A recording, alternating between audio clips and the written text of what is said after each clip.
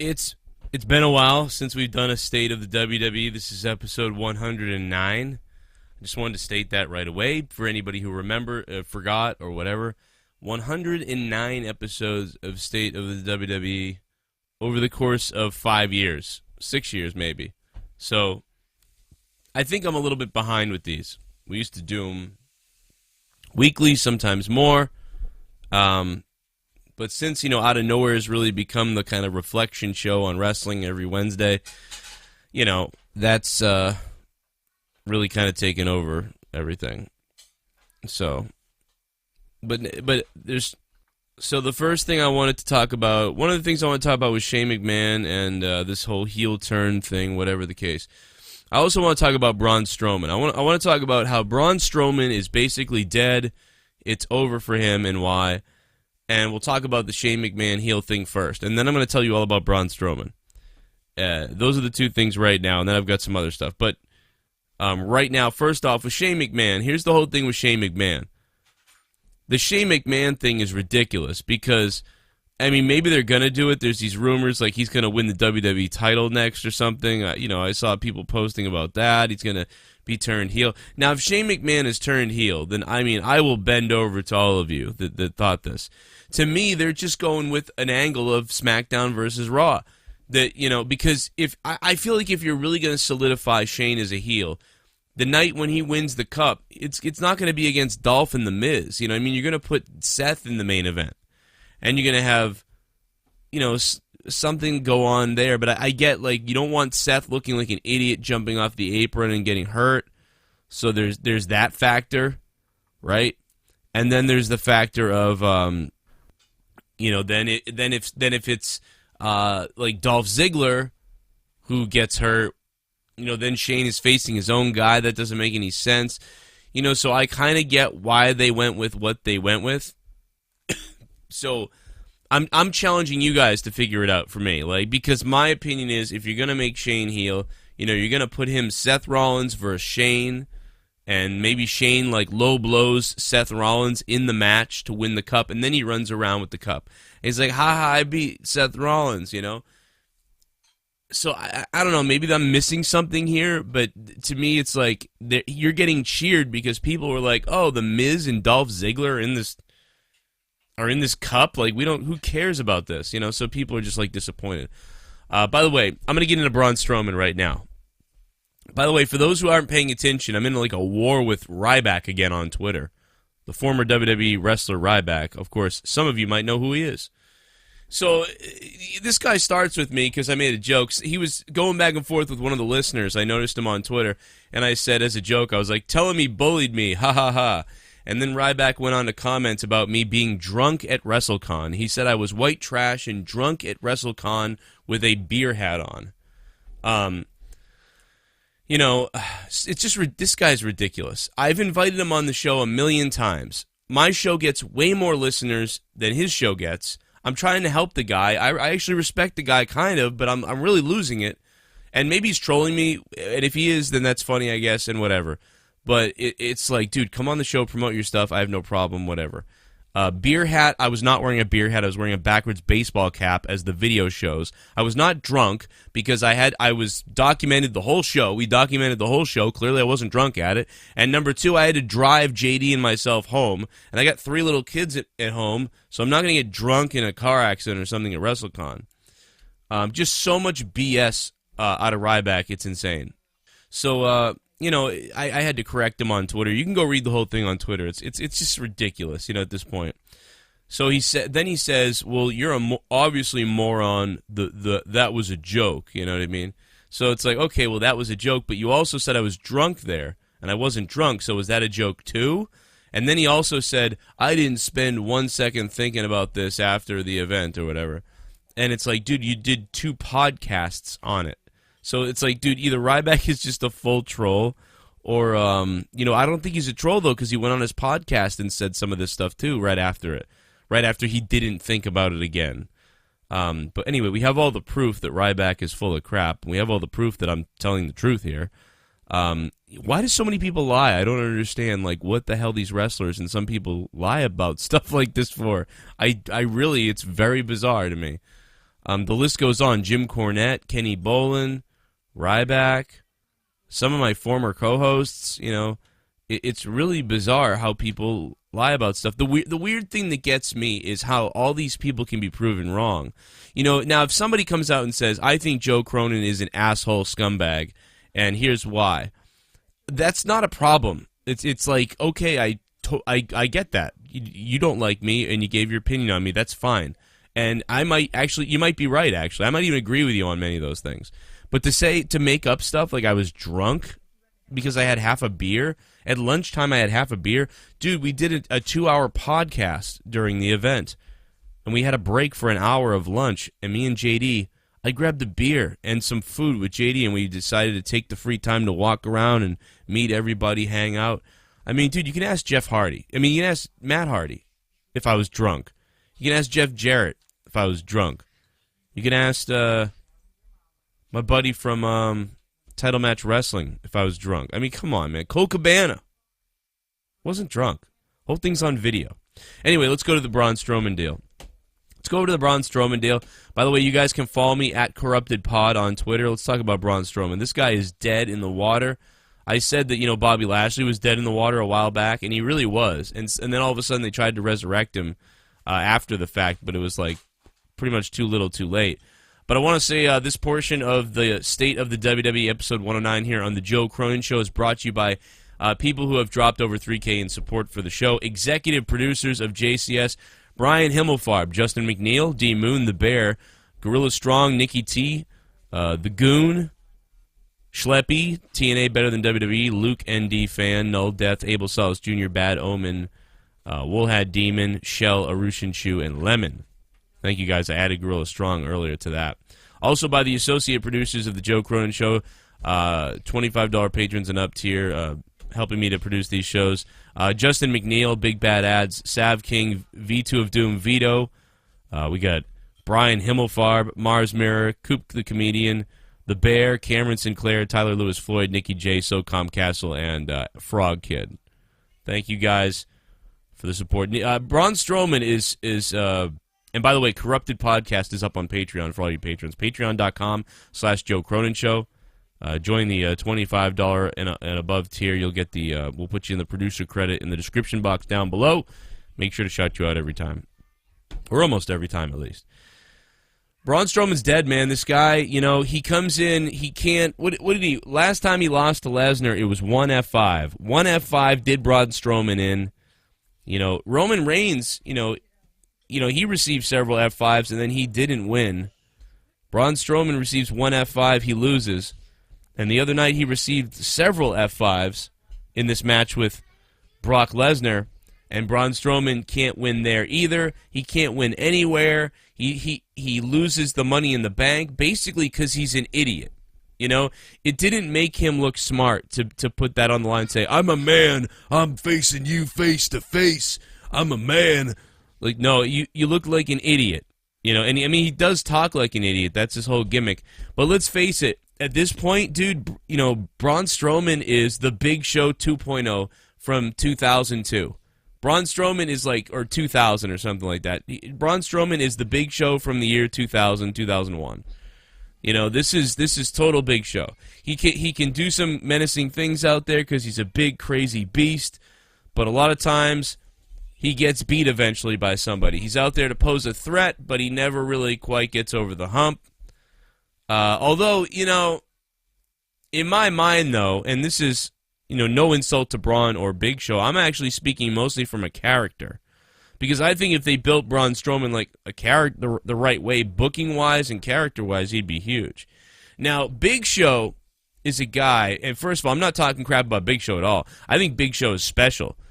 And at this point, you know, in my mind, Braun Strowman's not a guy that I'm going to remember as some kind of legend right now. But the Big Show is like a legend in my mind. Now, he's blocked me on Twitter. I don't know why. So he may hear this and get mad again, but that is completely ridiculous. I don't know why the Big Show... I don't even care the Big Show blocked me on Twitter, but what I do care about is that, you know, my opinion of him is very high. By the way, when he was the Giant in WCW, that was super memorable as a character. I'll never forget the Giant in WCW. It's almost two different guys. Then when he came to the WWE, he was kind of knocked back on the pedestal a little bit. Because I've said this before, when guys come to the WWE is so big and so much bigger than any individual that when they come there, they shrink a little. If they're not booked right, then they really shrink, and they really fall behind the line. You know, but if you promote someone the right way and give them the platform the right way, they can become a bigger individual than they were. That's the case with Chris Jericho. Jericho had a lot of, you know, lore and fandom behind him. People wanted him to come to the WWE. They were like hyped about it. It was kind of like for anybody that wasn't watching actively back then, that maybe you're a student of wrestling now and you know about what happened, but you weren't watching actively back then. And that's only about 20% of my audience. But for you guys, like, it was kind of like, you know, Kenny Omega coming to the WWE or something like that. It was like people were clamoring for this guy to come. And or maybe Adam Cole's a better example, but then he ended up coming. And he got to square off with The Rock the first night with that whole debut and the countdown. Like, it was it's probably the best debut ever in WWE, if not one of the best. It could be I think it might be the best. You know, I think it really, you know, up until that point, WWE really didn't have any awesome sort of debuts like that. It was really like, you know, WCW had that. They had the outsiders showing up. They had the memorable Lex Luger at the mall where he just stood there, and it was like, what's Lex Luger doing here, you know? But Jericho had this huge build with the countdown and everything, and then he comes out there, and then he goes at it with The Rock. You know, I was surprised he was healed, to be honest. I remember that time thinking, like, man, Jericho, this is awesome. Like, and I was actually kind of mad at The Rock because I was like, man, why are they making Jericho look kind of like a fool now? Like, wait a minute, no, I want him to be a good guy, but whatever. But it was perfect though what they did.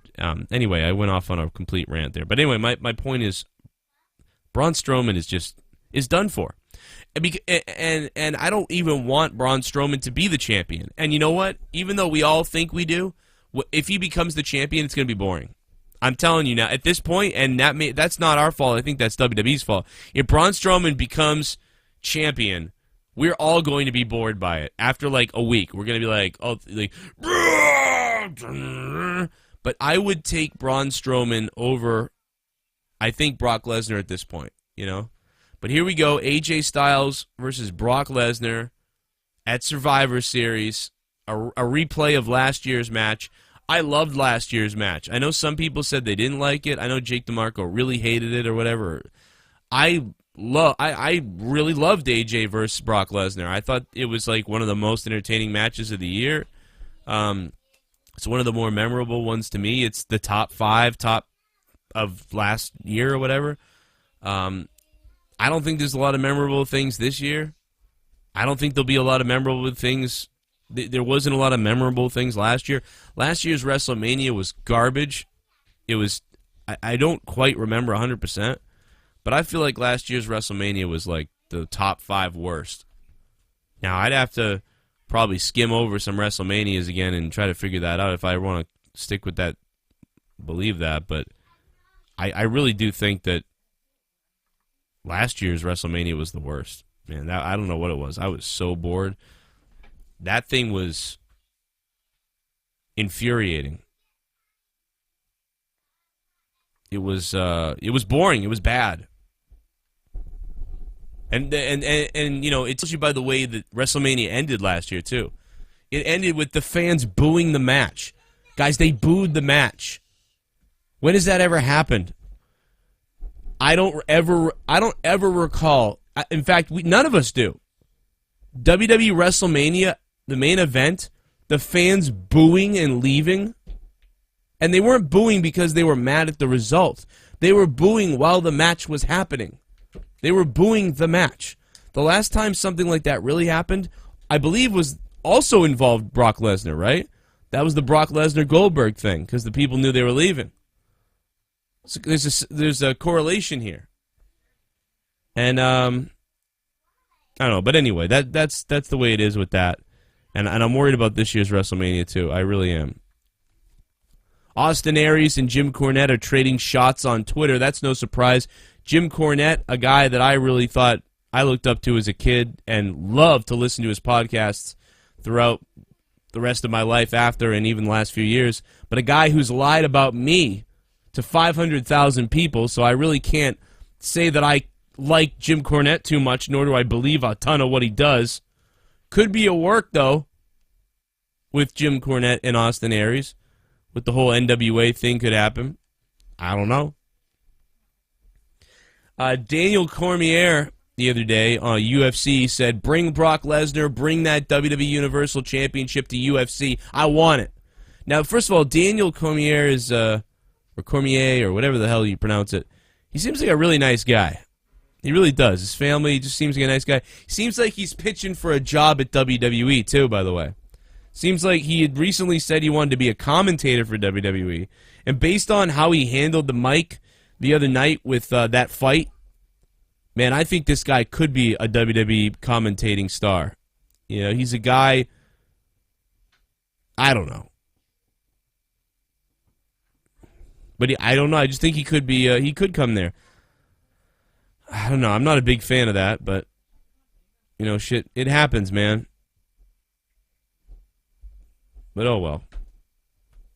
I think he's going to come. But I don't understand this whole Lesnar and the WWE Championship in UFC. Like every time, like there's already UFC fans that are like irked by this stuff. Like the minute you bring up WWE or there's kind of like a clearly like a staged fight, or someone says like, I'll beat your ass or whatever, and then they kind of smile, like they don't really even mean it. They're just saying stuff to try to get publicity. People start seeing it's not real, and people start being like, oh, it's like WWE, and they get really down. I would think that UFC would do as much as they can to stay away from ever seeming like WWE, because their fan base hates any time it comes into the realm of maybe fake or a work or whatever. So I really think that that's a huge mistake on UFC's part. And I've said this before, but maybe it's not. Maybe it's actually brilliant, because I've said this before. Listen to this, and you are listening. You tell me what you think about this. I think most of you guys are going to agree with me, but you tell me if I'm wrong. When WWE fans watch the UFC, sometimes those fans become fans of the UFC. So when WWE fans try watching the UFC for the first time, or they order a fight for the first time, I believe that there's a high chance that the WWE fan says, you know what, this is actually awesome. I am going to watch more UFC now. However, if you were to bring a UFC individual to the WWE, I believe there is a almost zero chance that a UFC fan, a hardcore UFC fan or regular UFC fan, is going to say, you know what, this WWE stuff is really pretty cool now. I'm going to watch this too. I believe that number, I would say that if you did a cross-promotion of equal proportion of UFC and WWE, I would dare to say 5% maybe would cross over to WWE. But I would suspect that about 30 to 40% of WWE fans would cross over to UFC, and I think that number might be too low, and the crossover to WWE might be too high. Might be 1%, might be 0, because a real fighting fan sees WWE and go, and they're just like, this is retarded. They think this is gay. This is retarded. That's what those people say when they see WWE. But WWE fans see UFC and they go, you know what, WWE's been boring. This is pretty awesome. And even a WWE fan who loves WWE might say, oh, this is pretty cool too. So maybe I'm wrong, actually. Maybe the cross-promotion is a good idea for UFC but again, they got to do it the right way, because the problem is, while that's true that they will get crossover fans, again, like I said, they will irritate their current fans. So apparently right now UFC is valuing the idea of cross-promoting with WWE higher than maybe pissing off a little bit some of their hardcore fans who are like, oh, stop with the WWE stuff. What the hell? It's fake. It sucks. Anyway, those are there's a lot of stuff kind of to talk about, quite honestly. And, you know, I really don't know where else to go other than, it's obviously Survivor Series. We're setting up we're setting up Stephanie versus Shane McMahon. You know, that was clearly set up at the Crown Jewels Crown Fool, the funniest pay-per-view I've ever seen in my life. I mean, other than going back maybe to like 1995 for like maybe a couple, maybe like In Your House, or like maybe like a 1992, like around the time, like when around the WrestleMania 9 time, when there was like Kona Crush and Doink the Clown and Macho Man and just the goofiest characters ever. You know, other than that time, maybe there was like a pay-per-view or two then that was hilarious for some reason. But this Crown Jewel was hilariously ridiculous. Just dumb. It was hilarious. The only shining diamond in this Crown Jewel, the only shining jewel, was Shawn Michaels. And also Triple H's resilience to fight through that thing with that completely torn pectoral muscle, which is now actually what I'm going to talk about to close this show out right now. And if you want, leave a comment down below. And become a patron, support what I do if you like these shows. Patreon.com/Joe Cronin Show. We got Triple H tore his pectoral clean off. And I said this that night. I said, if it's a pull or a strain, then good. 4 weeks, 6 weeks, he'll be all right. But if he tore it, then it could be months. And if he tore it off, that requires surgery. And surgery takes 4 to 6 months on a pectoral. And he tore it clean off. Triple H always does it big, man. He always does these things big. That's it ripping. So you got to give kudos to him for going through that match still. That's nuts, man. And by the way, he might have like ripped it and then tore it the rest of it. I don't know if he like did more damage later. He probably tore it right away though. But so Triple H continues on. So WrestleMania is in, what is it? It's December, January, February, March, April. So 5 months away. 5 months away. So I'm going to assume he just had surgery. I'm going to assume around February, January, February, March. Well, not March, but around February. Triple H is going to know if he can go or not. He's going to be finding out where he is with rehab. At that point. And obviously they set up this Batista WrestleMania match. If anybody can come back early and can come back, it's going to be Triple H. Now, like I said, WrestleMania, he's got 5 months. 5 months. I would assume that he'd want to be ready to go almost a month before Mania. That gives you 4 months. Again, torn pectorals that require surgery are 4 to 6 months to heal. Usually more towards the 6 month side. So Triple H on like March 1st has to be ready to go. I would think. Or it's not going to happen. And Batista's probably going to face like Randy Orton or somebody. But dude, I'm telling you, the fire that Triple H and Batista had, I really hope this WrestleMania match happens. And I'm not a big Batista fan. I mean, I'm a fan of Batista the guy, I think, like the real Batista. But I don't know, man. I kind of want that match to happen. I never thought I'd say that, but I do. And you know something about that too?